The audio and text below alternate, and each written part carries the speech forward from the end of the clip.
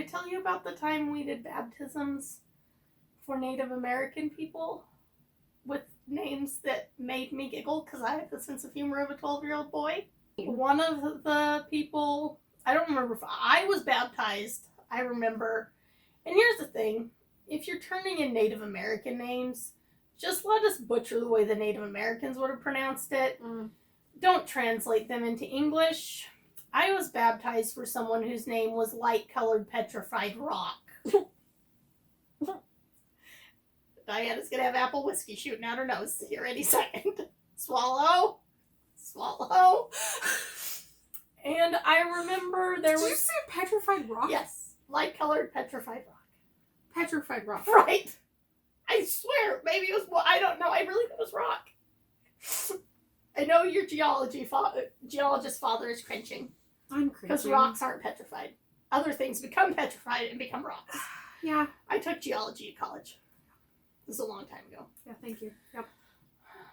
And my mom was with me, and my mom's as silly as I am. And there was one who, her name was Hates to be a Woman. There was Kills in the Bush. As we all do. I mean, you're going to kill someone out in the open. Oh, that'd be dumb. Yeah. Yeah. That's my only temple experience, is doing baptisms for people who have died. And is that so that they get... That's so the Mormons say they have a choice to accept the ordinance you're doing for them. Okay. So they're dead. They're in the spirit world. Okay. Spirit prison or spirit paradise. Because before the second coming, you don't go to the celestial kingdom until after the second coming. So you're not sorted into your kingdoms or houses, like Harry Potter, until after the second coming. Celestial kingdom. Eh, Sorting hat. yeah, Yeah. I don't think either of us are going there. Meow. It says we are. It's real. I trust Gary. So, the, people that are in, spirit paradise, or, people that were good people, might not be Mormon, might be good people. Spirit prison is for, rapists, murderers, overall shitty humans, I guess. So, we do this work for these people, and they can either accept the ordinance or not. That's the theory. So, Hates to be a Woman may have been like, no, I don't buy it. I don't want your baptism. The Mormons say she has the ability to. Okay. Accept or decline, as it were. Okay, but you gotta do it so they have the option. Right. Okay. Right. It's basically busy work. So people look up their genealogy. Which, albeit is fun. Yeah. I like to know, things about where I came from, just for the sake of knowing them, not so I can, The history aspect is cool. go be baptized in a giant... I don't know. It's not, it's smaller than a pool, but bigger than a hot tub. There's ox. Fake oxen. Stone oxen. You should Google it. Yeah. There's oxen. That hold up the font. They represent the 12 tribes of Israel. How many oxen are there? 12 Okay. that hold up the font. How big is this room? It's pretty big. Are they full-scale oxen? They're probably pygmy oxen. I was gonna say. Well, it depends on the temple, because some temples are big. Oxen are large. Yeah. No, there's probably some temples that their fonts, I would imagine the Salt Lake Temple, they probably drug an ox down to the basement and measured him and were like, okay, these are how big the oxen need to be. So that font's probably like a swimming pool. I don't know, I've never been there. Didn't you say that they might open it up to the heathens? Oh, yeah. Okay, so this is my Mormon conspiracy theory. Oh, the day.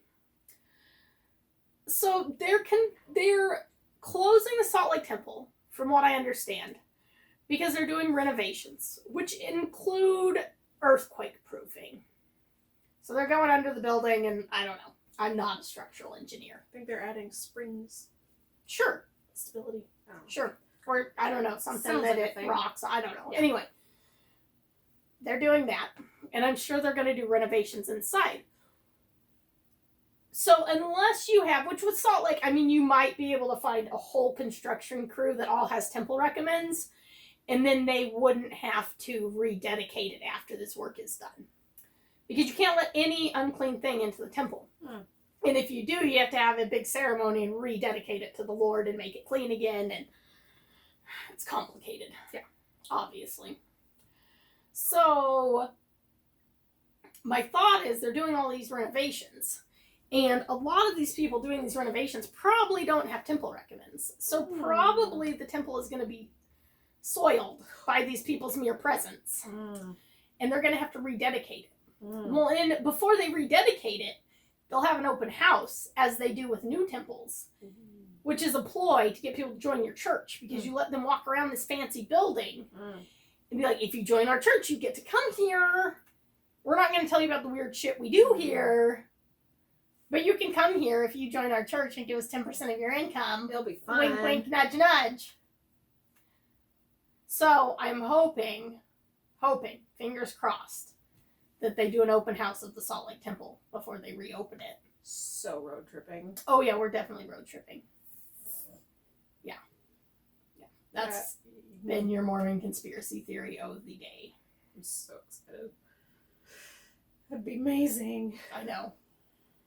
Well, and I like old buildings and old architecture, and so I think it's a shame that you have what appears on the outside and from pictures I've seen on the inside to be a beautiful historic building and only let the select few in. Right. So I would like to go and see. And maybe the spirit will move you. And That's indigestion. You'll just throw down and rejoin right then and there. No. No? Nope. Not in a million years for $1 million.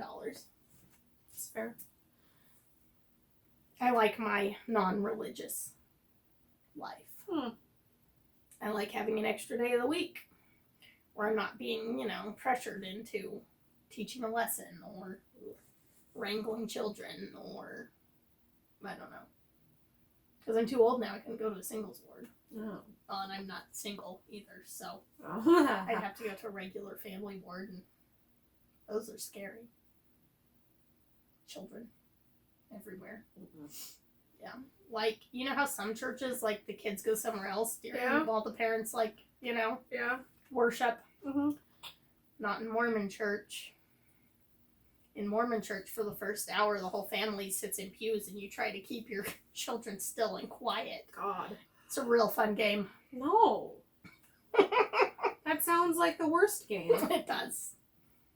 But if you have young children, you always have Cheerios. Because you just give them Cheerios. Oh. That was the best part when my mom had Isaac, was that there were always snacks. Thank God there's snacks. If you couldn't tell, I'm motivated by food. Yeah. I'm really excited I get for, what's that coffee company that follows us on Instagram? Apostate Coffee Company? Is it just Apostate Coffee? I think it is Apostate Coffee. Oh. They said they were going to send us shit. I want to try it. You're going to send us shirts? They are new, and I think their whole official launch is in a week or so. Yeah. Something like that. I think so. But they like our posts on Instagram. We like theirs. Yes. And I do like I like coffee. I mean, I haven't tried their coffee, but I drink shit coffee, so their coffee's probably great. Right now, I'm drinking Folgers Cinnamon Swirl Coffee. Wow. Judge me. Judge me hard. Wow. Is it in a can? And it comes in a little plastic thing. Okay. I ran out of the better coffee that I'd been drinking, and could be worse. You know what happened, that Mormons are afraid of addiction, because apparently if you die and you're addicted to something, your spirit will still be addicted to it after you die, and your spirit will be in pain because you don't have a body to fulfill your addiction. Okay. So you can't drink your booze, you can't drink your coffee. So basically, I just picture myself being dead and my spirit just having a constant migraine because I can't have caffeine. It's the worst. I can't have wine to, fall asleep. So I'm awake and I have a migraine. That's my personal hell right there. Sounds about right. Yeah. Should we go to church? Fuck that shit. Okay. Just checking. We can say fuck that shit on the YouTube, right? Sure. Okay. If we ever get famous and want to get YouTube money, then you need to lay off the fucks and the shits a little bit. Okay, but we're fine. a long way from that point, That's so true. for now. For now, I can say fuck that shit. Mm. Okay. Yeah, you can say, you know, Monday through Friday monkey business all you want. Okay. That was me making up fake swear words. Fake swear Because words. it's different than The real Mormons swear words. are way better at fake swear words than you are. I know. Figure that could be a Fetch, whole... darn. Yeah, that could be a whole thing. Fiddlesticks.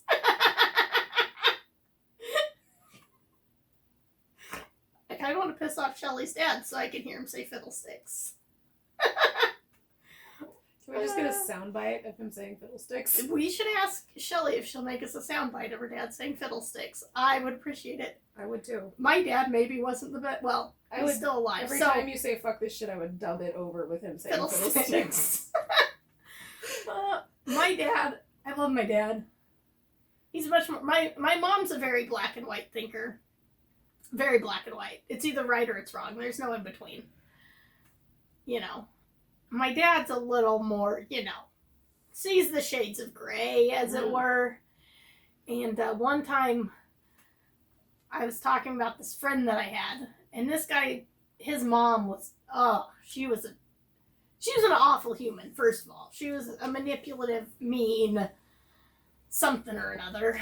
And I had said something to my dad, like, I really miss like, it was great. I miss and my dad's like, yeah, too bad his mom was such a bitch. I was like, Dad! And he's like, well, what? Can you think of a better word to describe the woman? I'm like, well, no. She was. It wasn't a lie. My mom would have lost her shit if she'd known Dad had said the B word. That's beautiful. Oh. I feel like maybe we should bleep out his name because people figure out who I'm talking Fiddlesticks. about. Fiddlesticks.